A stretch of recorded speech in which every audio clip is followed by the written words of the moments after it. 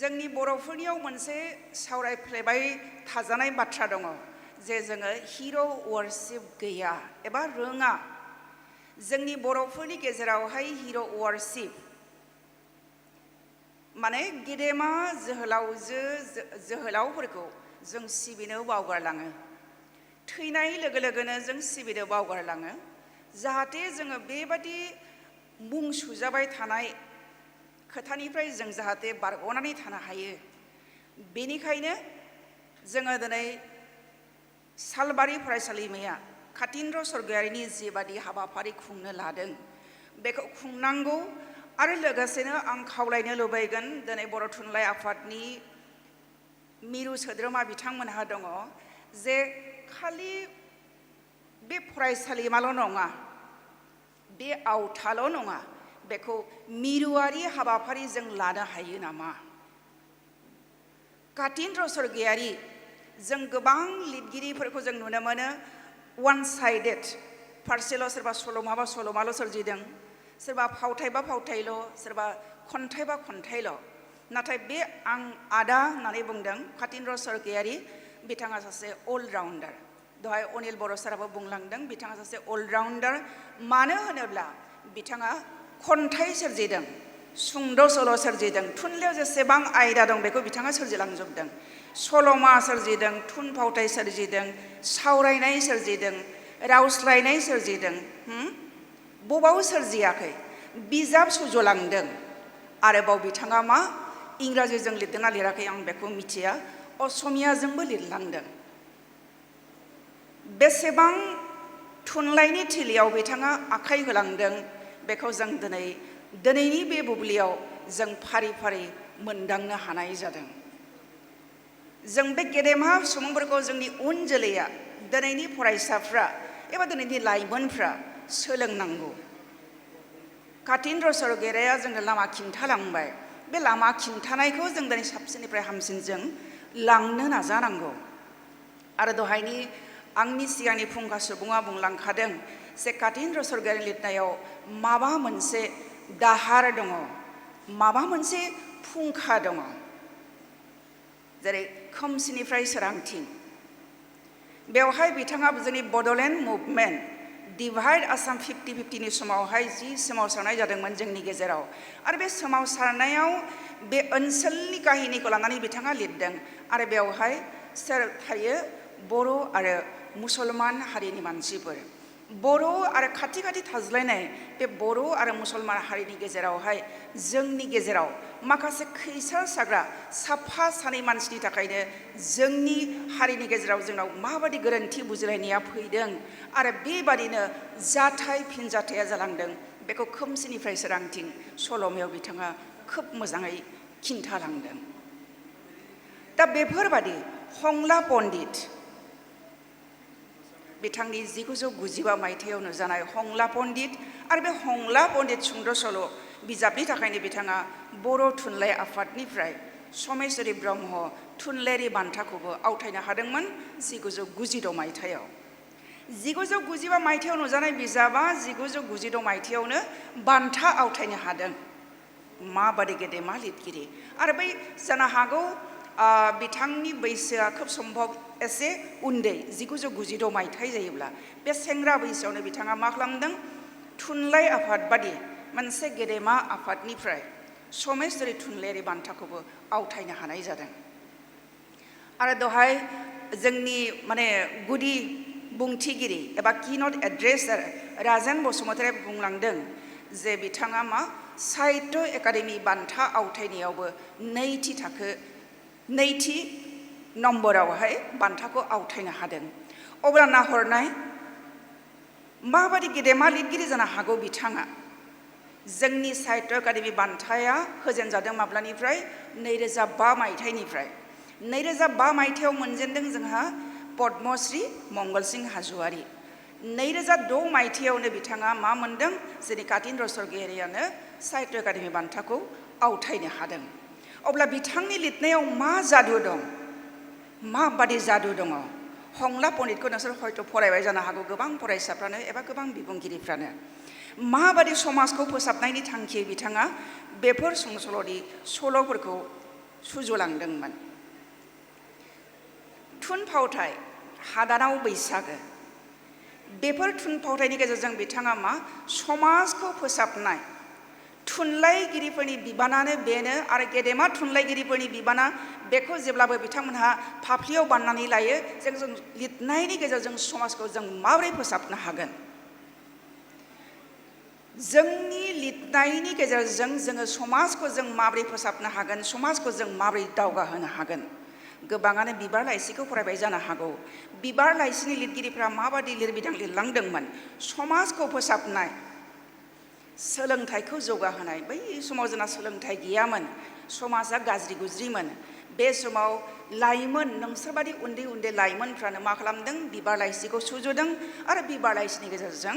समाजखौ फोसाबनो थाखाय आर्टिकेलफोरखौ लिरलांदों थिग बेबादि थांखियैनो दिनै कातिन्द्र स्वरगयारियाबो गावनि जिफोर सोरजि बिथाङा जानो हागौ आंनि रेकर्डआव आं गांजिथाम बिजाब गाव हारसिङै लिरनाय गांजिथाम बिजाब मोनदों बेनि बादैबो थाबावनो हागौ हयथ' आंनियाव रेकर्डआ फैजोबाखै बेनि बादैबो बिथाङा मा उन्दै बैसोनिफ्रायनो सारा बुंलांखादों अनिल बर' सारा थाखो बानिफ्रायनो बिथाङा मा खालामनो हमदों लिरनो हमदों दा नोंसोर बेवहाय बाहागो फैनाय फरायसाफ्रा साबैसे लिरो आखाइ दैखांनायसै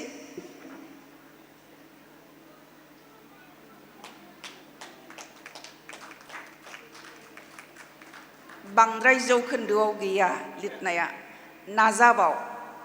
नाजानांगौ लिरनो नाजानांगौ आरो बे दिनैनि लिरनाया नोंखौ गाबोन गेदेमा थुनलाइगिरि जाहैहोनो खाबु होगोन जेरै जोंनि आदा कातिन्द्र स्वरगयारिया थाखो बानिफ्राय लिरनानै गावनि लाइमोन बैसोआवनो बिथाङा मा थुनलाइनि थिलियाव जाफुंसार जानो हादोंमोन आरो बे आदाखौ आं जेनेबा आदानि रुजुनायाव एसे जुनियर अब्लाबो आंबो अल इन्डिया रेडिअ आथिखालाव आकाशबाणी महाबाहु होननानै बुङो आकाशबाणी महाबाहु गुवाहाटी बेवहाय आं जेब्ला केजुवेल खामानि मावदोंमोन अल इन्डिया रेडिअआवहाय अब्ला आङो आदाजों प्रग्राम खालामफानो खाबु मोनदोंमोन आदाखौ सासे मेथाइ लिरगिरि हिसाबै आङो खोब मोजाङै सिनायथिलायनो खाबु मोनदोंमोन दिनै जानो हागौ अल इन्डिया रेडिअनि जायफोर मेथाइफोरखौ नोंथांमोनहा खोनासंगासिनो दङ बेवहाय मिथिगोन जे आदानि मेथाइफोरनि देंखोआ माबादि थिमा माबादि थिमखौ गोथौ थिमखौ लानानै बिथाङा मा खालामो मेथाइयाव गाब होयो गोबां मेथाइ लिराखै जानो हागौ बिथाङा किन्तु बेफोर मेथाइनि गेजेरजोंनो बिथाङा मा खालामदों जोंनि बर' समाजनि खोथाखौ मेथाइनि रावजों फोरमायनो नागिरदों आरो बेवहाय गोथौ ओंथिफ्रा हाबनानै दङ खोनासं जुदि आकाशबाणी महाबाहु गुवाहाटी सेन्टारखौ नोंसोरो दिनैसिम खोनासङाखैब्ला दा बेलासिनिफ्राय खोनासंनो नाजा बेवहाय फ्राय प्रग्रामावनो आदा कातिन्द्र स्वरगयारिनि मेथाइफ्रा फैगासिनो दङ आरो जोंनियावहाय क'क्राझाराव बे किन्तु बांद्राय काभार खालामा क'क्राझारावबो आकाशबाणी सेन्टार दङ बेयावबो कातिन्द्र स्वरगयारिनि मेथाइफोरा दामजागासिनो दङ आरो बेवहाय आङो माने गासै जोंनि मासिगिरि जोंनि किनट एड्रेस होग्रा आरो आगुनि फुंखा सुबुं बिथांमोना गोबां बाथ्राखौनो बुंलांबाय आं आरो गोबाव खोथा बुंनो सानाखै आंनियाव जिखिनि डाटा दङ बेखौ सारमोनहा बुंलांजोबखाबायानो अलरेडि आं मोनसे गोदान खोथाखौल' बेवहाय सोदेरगोन बेखौ हयथ' आदामोनहा मिथिया जानो हागौ सारा मिथिया जानो हागौ आं बे समावहाय केजुवेल मावगासिनो दंमोन जानो हागौ बे मायथाइखौ आं एक्जाक्ट गोसोआव गैला 1999 जानो हागौ 1999 मायथाइफोर जानो हागौ आरो आं हमनानै लादों दा बेवहाय माबानिफ्राय दिल्ली सेन्टारनिफ्राय आकाशबाणी दिल्ली सेन्टारनिफ्राय गुवाहाटी सेन्टाराव मोनसे अर्डार फैबाय कि इन्टिग्रेसननि मोनसे मेथाइ लिरनांगौ दानिया बे समाव आं जिहेतु केजुवेल मावगासिनो दङ आरो बर' प्रग्रामखौ सालायग्राया बे समावहाय ध्रुबजित ब्रह्म बे ध्रुबजित ब्रह्मआ दाना आंखौ मेथाइ लिरनो थिनबाय जे इन्दिरा नोङो बेबादि मेथाइ लिरनानै लाबोनायसै होननानै बिनिफ्राय आङो अखानायैनो आदा थिननायनि अखानायैनो आङो दोंनै मेथाइ लिरनानै लांदों इन्टिग्रेसननि बे मेथाइखौ लानानै दानिया बे समावहाय आकाशबाणी गुवाहाटीनि डाइरेक्टरा खगेन महन्त बिथाङा थैलांबाय खगेन महन्तमोन खगेन महन्तनि सेरावहाय बे मेथाइ दोंनायखौ आंनि मेथाइ दोंनायखौ देखायहैदों खिन्थु खगेन महन्तआ आंनि लिरनाय मेथाइखौ फसायाखै बिनिफ्राय मा जाहैबाय दानिया दान्दिसे उनावनो केशव महन्तनि दोंसे मेथाइखौ लानानै फैबाय बेखौनो माने बर'आवहाय रावस्लायनांगौ दानिया बे समाव आङो बैसा एसे उन्दै रावस्लायनायाव एफाबां एक्सपार्ट नङा दानिया जिहेतु गुवाहाटीयाव आदा कातिन्द्रआनो थायो आदा कातिन्द्रखौ लिंहरबाय आदा ध्रुबजित ब्रह्मआ बेनिफ्राय आदा कातिन्द्रआ फैनाय लोगो लोगो बै केशव महन्तनि जि मेथाइ बेखौ आदा कातिन्द्रआ राव सोलायनानै होबाय बेनिफ्राय राव सोलायखांनानै दानिया बे मेथाइखौ खरास जथाय जयै खननांगौ आरो रेकर्डिं खालामगोन रिहार्सेल जाबाय सप्तासे नामा रिहार्सेल जादों आंबो ओरैनो आंथ' खननो रोङा बेबादि दहाय आदा बुंनाय बादि एखेबारे नंखाय आरो आदाया नंखायखौनो बुंदों थाफायो आरो ओरैनो नंखायखौनो खुगाखौ सोमावो आरो आंनिफ्राय राव ओंखारा दे बिनिफ्राय बे मेथाइखौ हयथ' गोबाङानो मिथिया बे मेथाइया जाहैबाय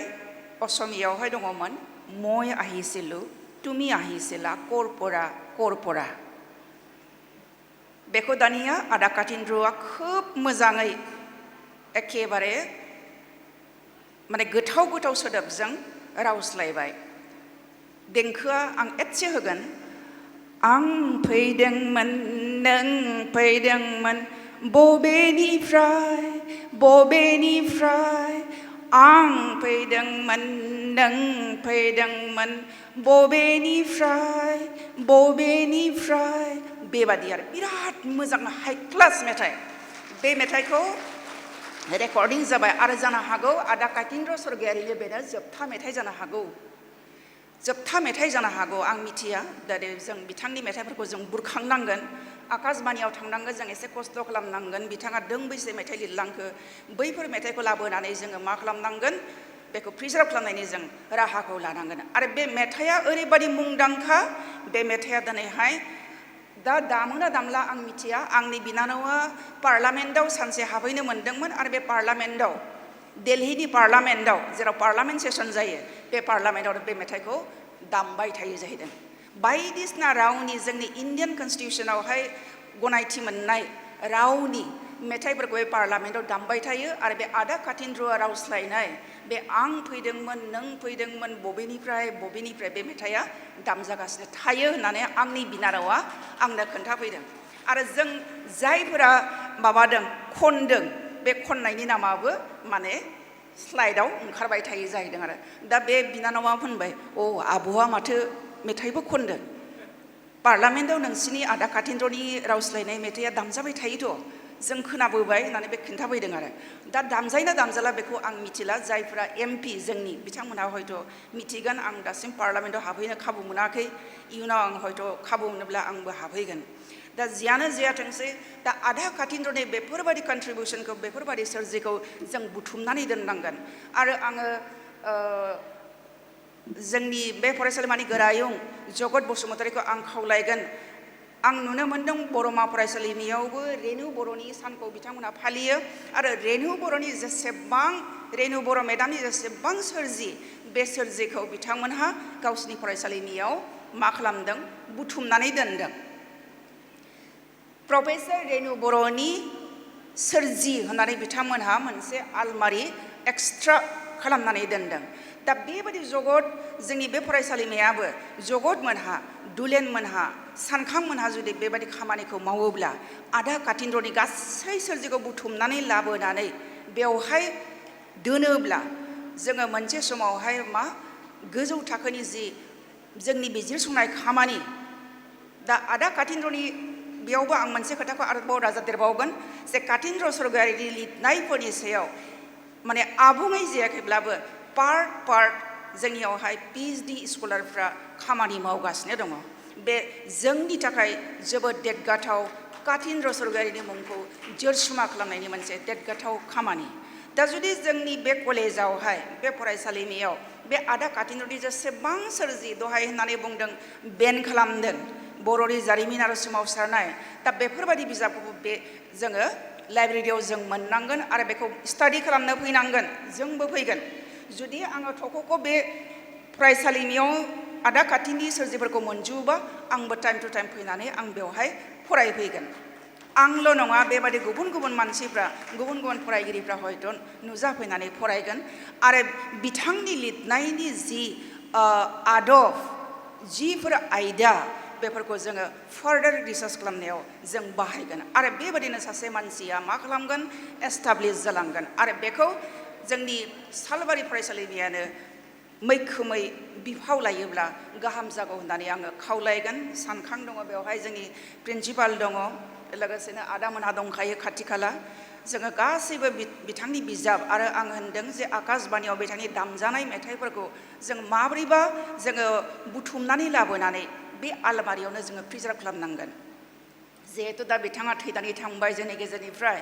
दा न'नि मानसिफ्रा बिथांनि लिरनाय मेथाइफोरखौ प्रिजार्भ खालामना खालामाखै बे आंहा एसे सन्देह बिनिखायनो आकाशबाणीयाव थांनानै एसे खस्थ' खालामनानै बिथांनि मेथाइफोरखौ जों बुथुमनानै लाबोनो हायोब्ला बे जोंनि थाखाय एखेबारे सुख'हायै धोन जागोन दा जियानो जायाथोंसै दिनै बे हाबाफारियाव आंखौ फुंखा सुबुं महरै लिंहरनानै नोंथांमोनहा जि फंनैसो खोथा बुंनो खाबु होबाय बिनि थाखाय आङो सालबारि फरायसालिमानि गासै लिंथुमगिरि नोंथांमोनखौ मावथिगिरि नोंथांमोनखौ आङो गोसो सिंनिफ्राय जोबोद जोबोद साबायखर बावगोन आरो इयुनाव सम मोनोब्ला आरोबाव आदा कातिन्द्रनि सायाव गुवारै आरो गोथौसिनै फरायसंनायनि जे खाबु बे खाबुखौ आङो लाबाय थालांगोन आं जेसेबां हायो एसेबां बे खोथाखौ बुंनानै आंनि दिनैनि जि सुंद' बिबुंथि बेखौ एसेयावनो फोजोबबाय गोजोन्थों खुलुमबाय भिडिअखौ नायनायनि थाखाय साबायखर गोजोन्थों